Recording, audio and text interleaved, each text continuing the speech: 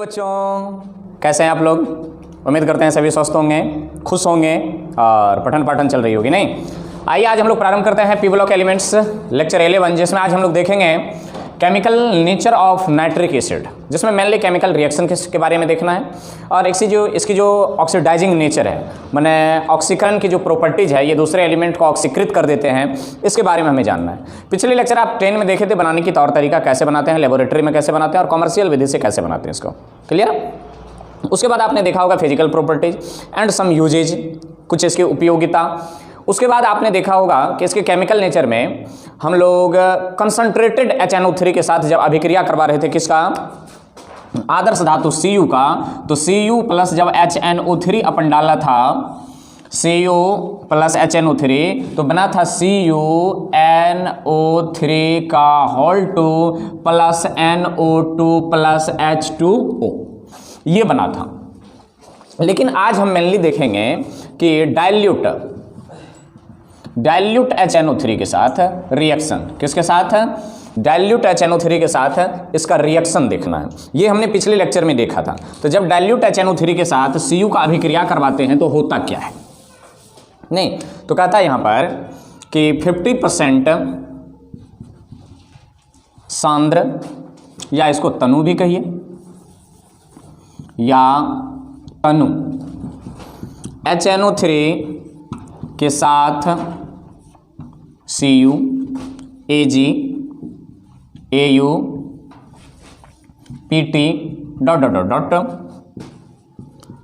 को रिएक्शन करवाने पर धात्विक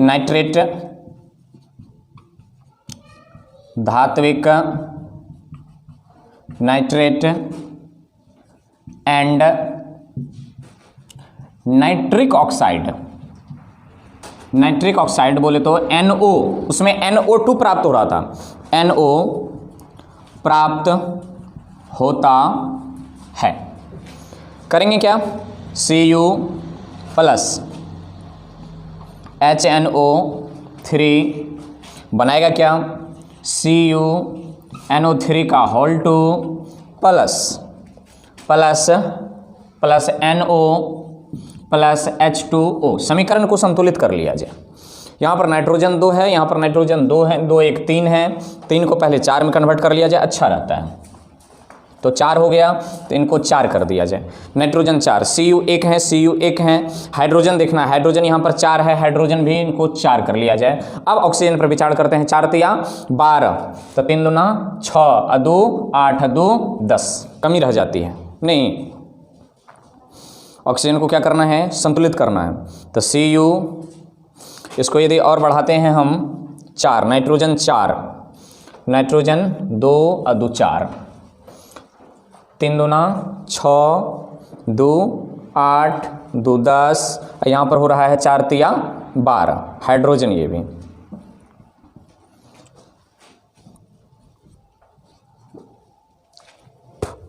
संतुलित करना है, 8 3 4 Cu3, संतुलन की जब बात आई तो 4 2 2 डाइल्यूट के साथ 3 8 3 2 4, 3 8 3 2 4 कॉफिशिएंट है इनके। अब देख लेते हैं 3 3, ये हो गया 3 2 तिया 6 2 8 8 8 तिया 24, 8 तिया 24, 3 तिया 9 दूना 18, 2 20, 4 24, क्लियर। अब ये समीकरण संतुलित है। इस तरह से ये बनता है, इस तरह से ये बनता है। इसके यदि मैकेनिज्म को हम देखें, अब इनके साथ यहाँ कॉपर को हटा करके आप Ag लगा दीजिए, Au लगा दीजिए, Pt लगा दीजिए, सबके साथ सेम कंडीशन होती है। बस है क्या कि 50% सांद्र या तनु कहिए, इसको 50% है तो आप क्या कहेंगे, सांद्र कहेंगे या तनु कहेंगे, ये तो आपके ऊपर निर्भर करता है। तो ये क्वेश्चन आ जाते हैं VVI। बोर्ड में इससे क्वेश्चन कैसे पूछे जाते हैं, कहता है नाइट्रिक एसिड बनाने के विधि का वर्णन करें एवं 50% सांद्र या कहिए तनु HNO3 के साथ Cu का प्रतिक्रिया दर्शाएं। ये 50% सांद्र या तनु कहने का मतलब है कि बस यही NO का निर्माण होगा। किसका? जब इसको हम डाइल्यूट कर देंगे, सांद्र कर देंगे 50% से ज़्यादा, तब यहाँ NO नहीं NO2 प्राप्त होगा। बस यही अंतर है। यदि सांद्र रहा तो NO बनेगा 50%, यदि 50% से अधिक सांद्र हैं माने कौन का है तो अब ये क्या बन जाएगा NO2। बाकी ये प्रोडक्ट तो जस का तस रहेगा। क्लियर? आइए इनके ऑक्सीडाइजिंग प्रॉपर्टीज को हम लोग देख लेते हैं क्या होता है। नोट करें फटाक से इनको। तो ये क्वेश्चन लिख लिए आप, क्वेश्चन बैंक से इसको मैच करवाएंगे। सेम क्वेश्चन की थोड़ी भाषा कुछ अंतर हो सकती है, इरेज करें। चलिए अब आगे देखते हैं इसके ऑक्सीडाइजिंग प्रॉपर्टीज को। नहीं तो ऑक्सीडाइजिंग नेचर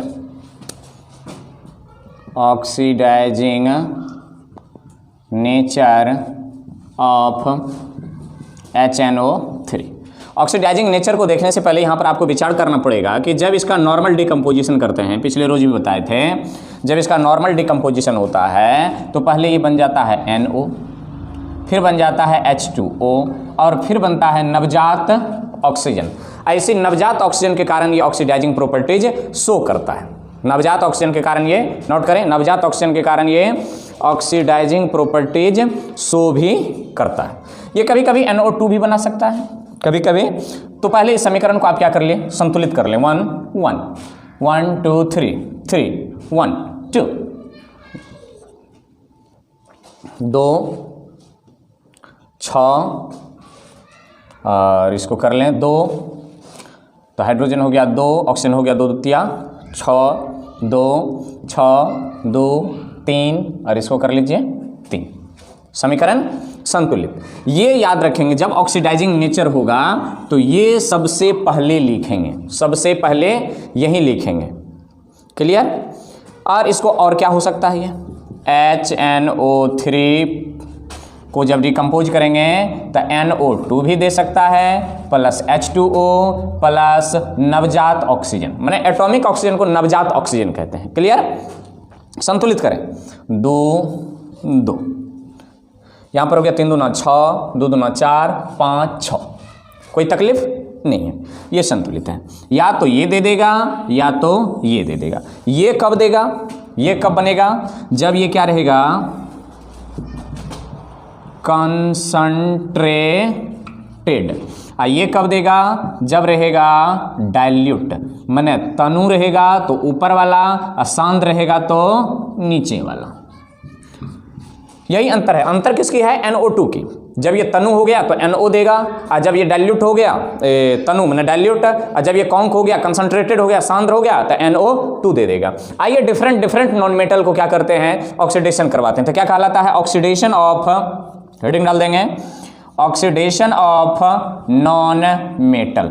इसी पर हम लोग आज क्या करेंगे, विचार करेंगे और हाफ रिएक्शन मेथड से समीकरण को संतुलित भी करने का तौर तरीका जानेंगे। तो फिलहाल आप इनको नोट करें, जब भी ऑक्सीडेशन करवाना हो तो आप पहले ये दोनों रिएक्शन लिखें। यदि डाइल्यूट का उपयोग कर रहे हैं तो NO बनाएं, यदि सांद्र का उपयोग कर रहे हैं तो NO2 बनाएं। आई बात समझ में? नोट कीजिए। तो क्या लिखें, ऑक्सीडेशन ऑफ छूट गया है नॉन मेटल। यहाँ पर एक लाइन लिखेंगे। अब दोनों में से कौन इसके साथ अभिक्रिया करेगा और कौन नहीं करेगा, आपको दोनों तरह का रिएक्शन बताएं। जब कॉन्क लेंगे तो ये होगा, जब डाइल्यूट लेंगे तो ये होगा। अब नॉन मेटल के लिए एक कंडीशन आता है कि डाइल्यूट HNO3 रिएक्शन ही नहीं करता है। तो यहाँ पर क्या लिखेंगे, डाइल्यूट HNO3 नॉन मेटल के साथ डाइल्यूट HNO3 नॉन मेटल के साथ रिएक्शन नहीं करता है। तो स्पष्ट हो गया कि जब HNO3 लेंगे और इसको डिकम्पोज करवाएंगे तो NO प्लस H2O प्लस नवजात ऑक्सीजन, समीकरण को संतुलित कर लिया जाए तो 2 लगा दें यहाँ पर, तो इधर 2 हो जाएगा, इधर 2, ये संतुलित हो गया है। 3 दूना 6, 2 3 और 3 6। ये होता है डाइल्यूट के केस में, डाइल्यूट HNO3 क्या अभिक्रिया करेगा ये, तो यहाँ पर लिखेंगे यह अभिक्रिया नहीं करेगा, यह अभिक्रिया करेगा ही नहीं। तो क्या करें, HNO3 NO2 plus H2O plus नवजात ऑक्सीजन 2 लगा दें, समीकरण शायद 3 दूना 6, 2 दूना 4, 5 6, ये क्या हो गया, कॉन्क HNO3 यह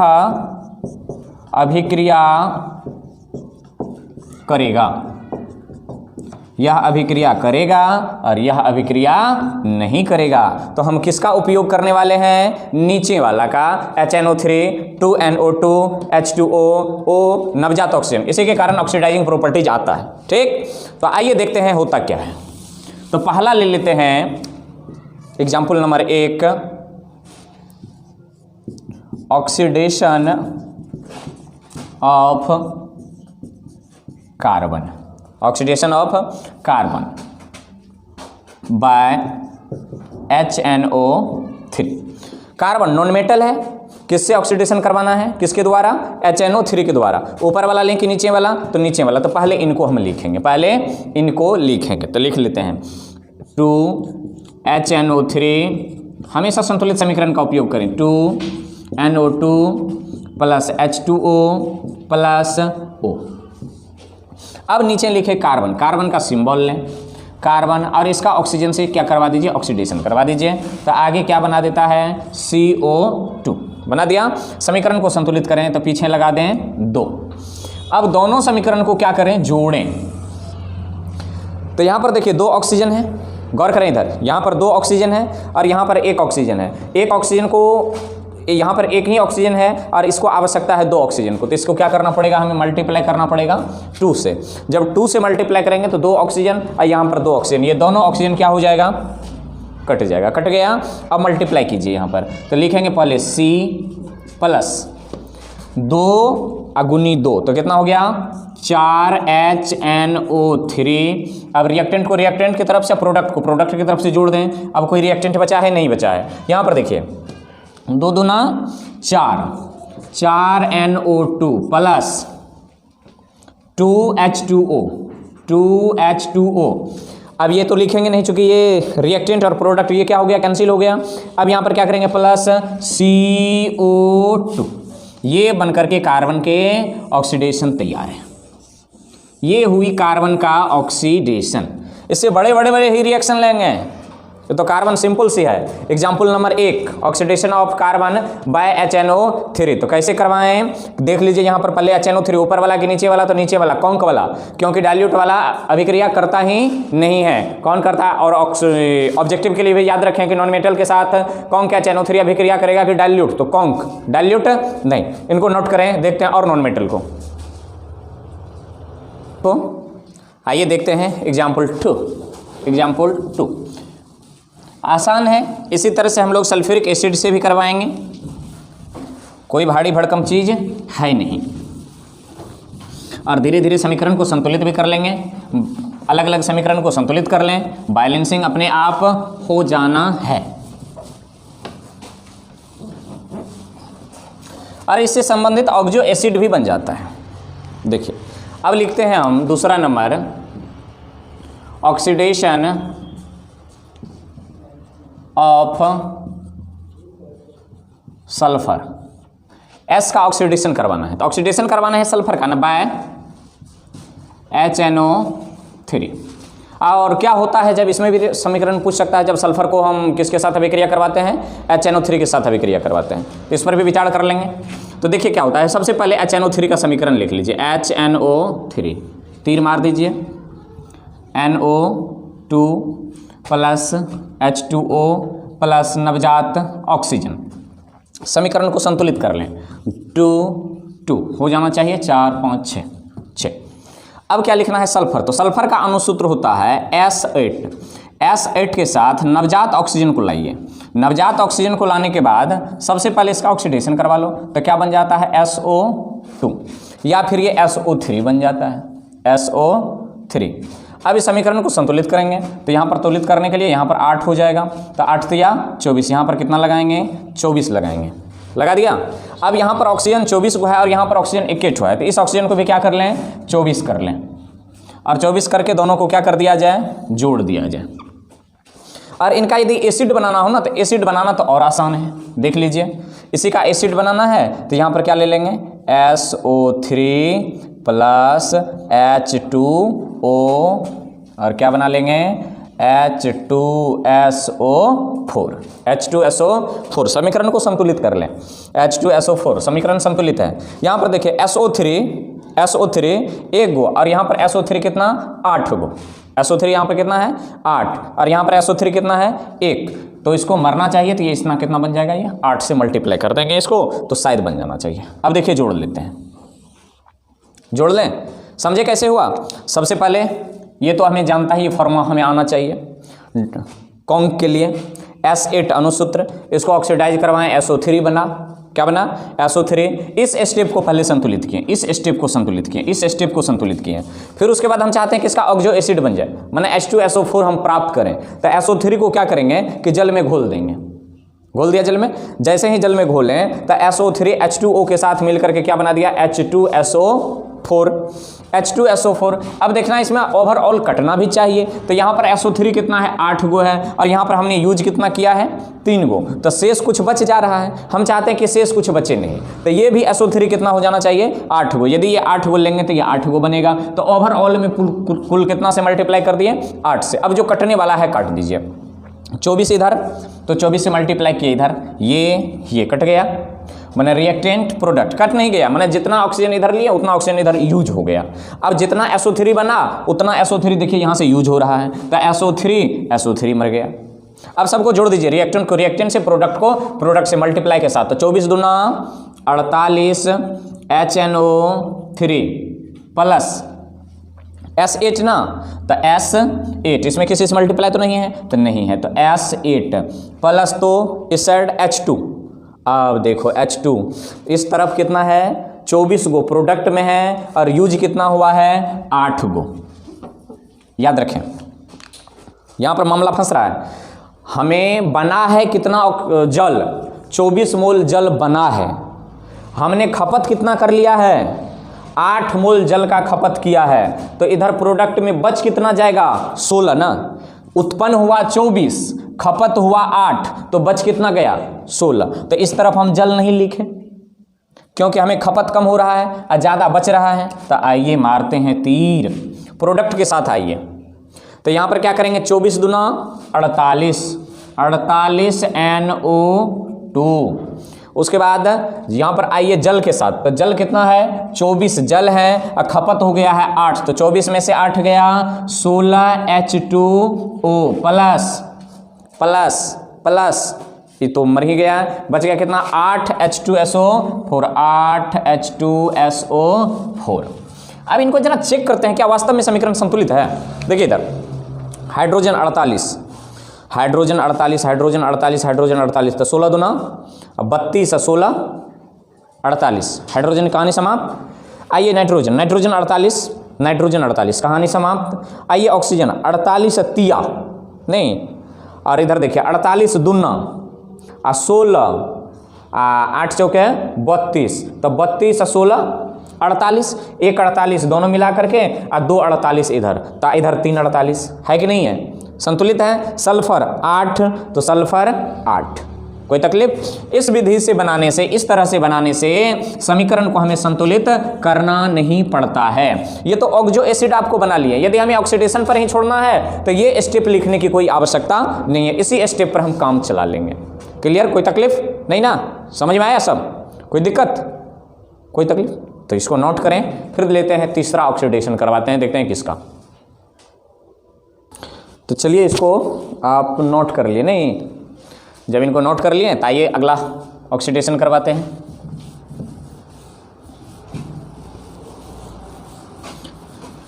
ऑक्सीडेशन करवाएंगे किसका? अब फास्फोरस का ऑक्सीडेशन करवा लेते हैं।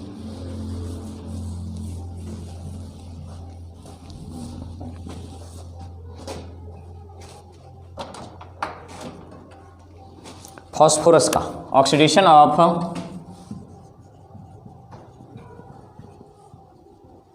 Phosphorus, oxidation of phosphorus number 3। और 2 आपको क्वेश्चन देंगे, प्रोडक्ट क्या बनेगा वो लिख देंगे, आपको बना करके आना मांगता है नहीं। तो देख लीजिए ऑक्सीडेशन करवाना HNO3 से। सबसे पहले HNO3 लिखिए, HNO3 मार दिया तीर, NO2 प्लस H2O प्लस नवजात ऑक्सीजन, प्लस नवजात ऑक्सीजन कर लीजिए संतुलित, कर लिया संतुलित।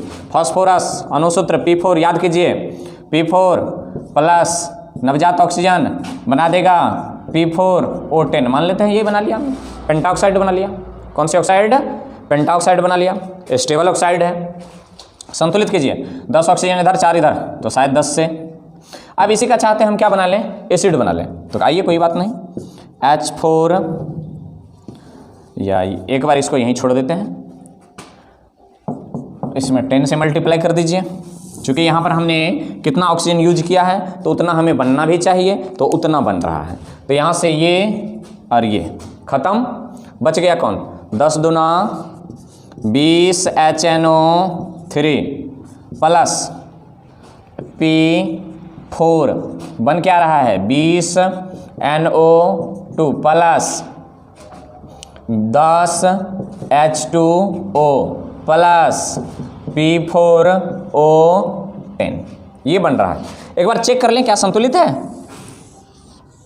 क्या संतुलित है ये? N20 N20 H20 H20 P4 अब बात रही O की, 60 40 10 50 और 10 60। क्लियर? अब इसी का यदि हमें एसिड बनाने का मन हो जाए तो क्या करेंगे? Followed by acid. तो एसिड जब बनाना हो तो फिर देखिए एसिड बनाते हैं, तो 2HNO3 बना लीजिए, 2NO2 plus H2O plus oxygen, फिर ये 4 P4 प्लस O नवजात ऑक्सीजन, मारना तीर है P4O10, P4O10 इधर लेना है। फिर P4O10 को समीकरण करवाना है किससे? जल से अभिक्रिया करवाइए, बना दीजिए H3PO4, H3PO4। समीकरण को स्टेप बाय स्टेप संतुलित करें, स्टेप बाय स्टेप। ऊपर वाला संतुलित है, नीचे वाला इधर ऑक्सीजन 10 फास्फोरस 4, इसके पीछे 10 लगा दीजिए तो 10 हो गया। इधर P4O10 इधर आइए संतुलित करते हैं P4, तो इसमें आप P4 लगा दें, P4 लगा दें। तो ये इसी का संतुलित करना थोड़ा मुश्किल पड़ेगा। P4O10 10, यहाँ पर 4, यहाँ पर 9 और यहाँ पर 3, तो इसको यदि 2 कर दें तो 4 दूनी 8, नहीं बनेगा। यहाँ पर है 10, इसको 12 कर लें, 4 4 चुके हैं 16 हाइड्रोजन हो रहा है, 4 तिया 12, 6 दूना 12, 6 दूनी 12, 6 10 6 16 और 4 चौके 16। समीकरण हो गया संतुलित। स्टेप बाय स्टेप संतुलित करें, स्टेप बाय स्टेप। अब देखिए कौन कितना बन रहा है, कौन किसको मारना है। यहाँ पर हमने एक बनाया है, हमने एक यूज किया है, ये तो मर जाएगा। हमने यहाँ पर 10 लिया है तो इसको भी कितना करना पड़ेगा? 10 बनाना पड़ेगा। अब जो मरता है मार दो, ये मर रहा है, ये मर रहा है, ये मर रहा है, ये मर रहा है, बच कौन रहा है? तो 20 HNO3 प्लस P4। अब यहाँ पर देखिए 10 मोल जल बन रहा है, 6 मोल खपत हो रहा है, इसको ना लिखें, तीर दें। तीर दे करके क्या लिख सकते हैं? प्रोडक्ट 10 दूना 20 NO2 प्लस 10 में से चल गया 6 तो 4 बच गया, तो 4 H2O प्लस ये खत्म हो गया, ये बच गया तो 4 H3PO4। समीकरण संतुलित है, कोई दिक्कत नहीं। आपने एसिड बना लिया, आपने एसिड बना लिया। क्लियर? तो इनको नोट करें। आपको हम 2 क्वेश्चन दे रहे हैं, उसका प्रोडक्ट भी बना करके दे रहे हैं। आपको ये समीकरण, संतुलित समीकरण लिख करके लाना है। 2 क्वेश्चन मात्र देंगे, नोट करें। तो चलिए इसी आधार पर आपको हम 2 क्वेश्चन दे रहे हैं जो बना करके आएंगे।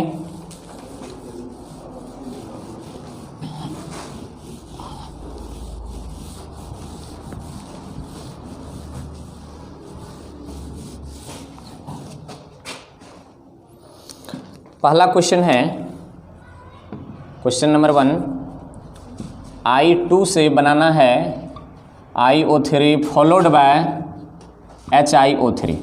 कट तो नहीं रहा यहाँ, HiO3 मैंने पहले ऑक्सीडेशन करवाएं और फिर इसका ये ऑक्सो एसिड तैयार करें। दूसरा क्वेश्चन है मैकेनिज्म लिखें। अगला क्वेश्चन है, क्वेश्चन नंबर 2 है, AS4 है, इसका ऑक्सीडेशन करवाएं, प्रोडक्ट बनेगा, एक प्रोडक्ट ये बनेगा, एक प्रोडक्ट आपको ये बनेगा, AS2O4 फॉलोड बाय H3ASO4। एक क्वेश्चन ये, और एक क्वेश्चन मैंने नहीं, उसको फा में कहते हैं, एक क्वेश्चन फा में बना लीजिए। इसको कहते हैं SB4 सेम चलेगा, SB2O4 फॉलोड बाय H3SBO4। एक प्रोडक्ट ये, ऑन ऑक्सीडेशन ये, और एसिड ये, ऑक्सीडेशन ये, एसिड ये, और सबको करवाना है बाय HNO3। और कौन क्या HNO3 से करता है? ये क्वेश्चन है, आप नोट करें, लिख करके लाएंगे, संतुलित समीकरण लिख करके लाएंगे। इसके बाद हम HNO3 में से H को हटा करके NO3 माइनस आयन का जांच करते हैं। कैसे करते हैं नोट करें फटाक से। 3 नंबर में थोड़ी गड़बड़ी, SB2O4 question number 3। Clear? Note करें। इसको इरेज कर रहे हैं और लिखते हैं test of nitrate ion. Test of nitrate ion, test of nitrate ion माने NO3 माइनस आयन का जांच करना है। NO3 माइनस आयन का जांच करना है। इसी के जांच को हम लोग कहते हैं brown ring test. Brown ring test कहते हैं।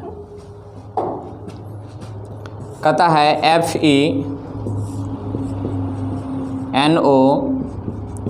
H2O5SO4 माइनस आयन, जी नहीं, SO4 कॉम्प्लेक्स का बनना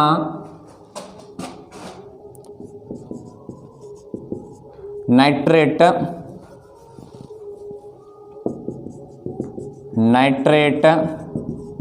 आयन को कन्फर्म करता है। नाइट्रेट आयन को कन्फर्म करता है, कन्फर्म करता है। क्लियर? कन्फर्म करता है। तो करेंगे कैसे? तो देखिए करते कैसे हैं, इसके मैकेनिज्म को देखते हैं। मैकेनिज्म होता कैसे है?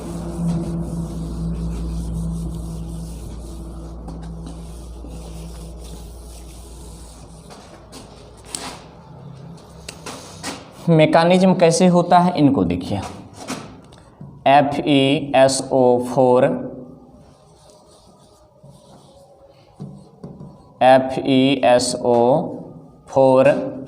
प्लस HNO3 प्लस H2O जैसे ही लेते हैं बन जाता है FeNOH2O5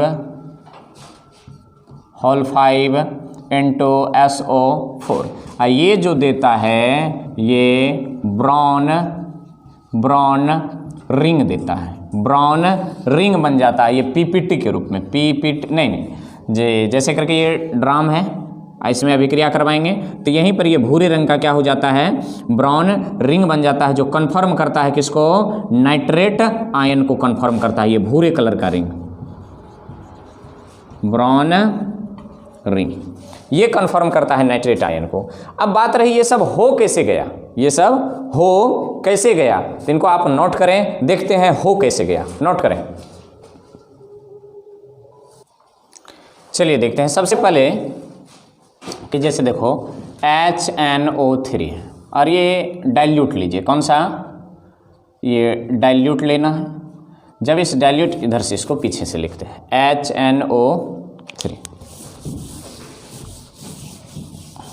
देखिए HNO3, ये डाइल्यूट लेंगे और इसको क्या करना है, डिकम्पोज करना है। जब डाइल्यूट लेंगे तो इधर बन जाता है अपना NO3 माइनस आयन और प्लस H प्लस। ये एसिडिक मीडियम है, कौन सी मीडियम है, एसिडिक मीडियम।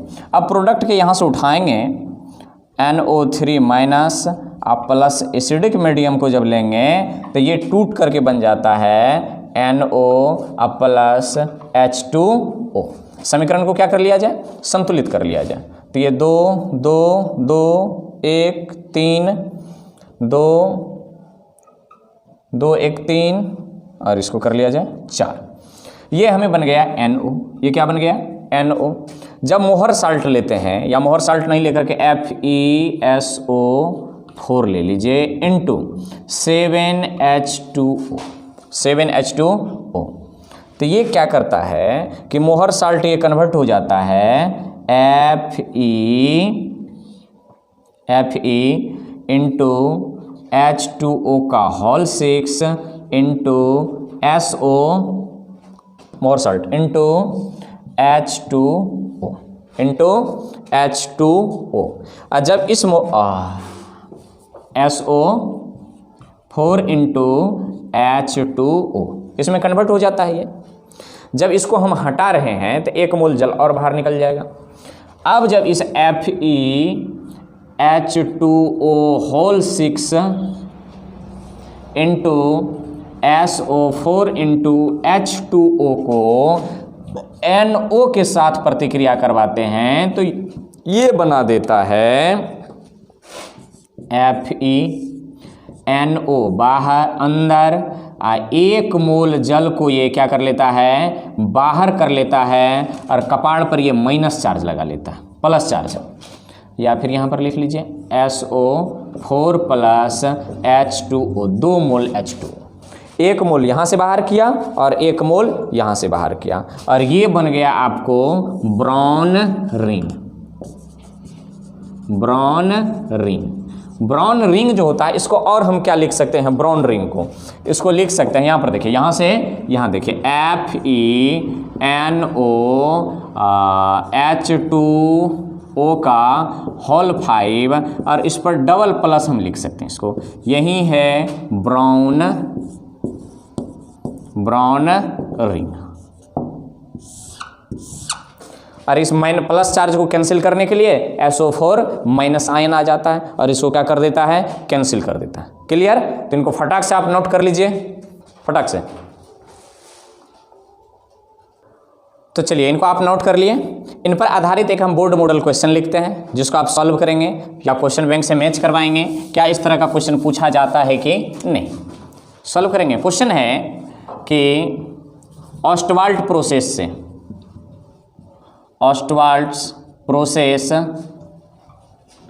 से नाइट्रिक एसिड बनाएं तथा नाइट्रेट आयन की